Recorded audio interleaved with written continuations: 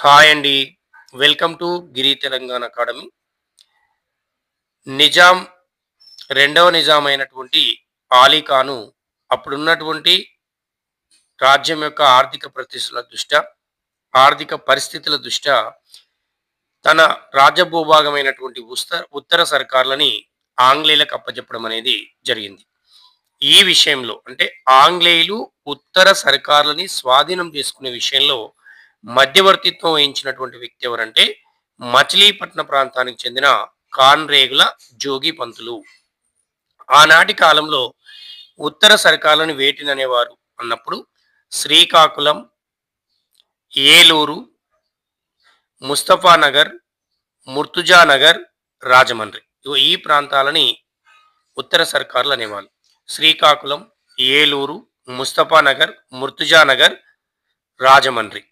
అయితే ముర్తుజానగర్ని నేడు గుంటూరు అంటున్నాం.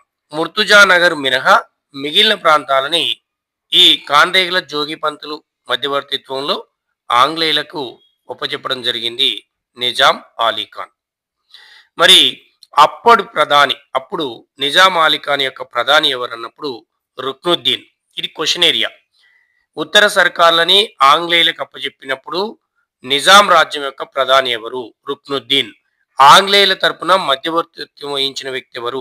కాన్రేగుల జోగి పంతులు. ఉత్తర సర్కార్లని అప్పచెప్పింది ఎన్నవ నిజాము?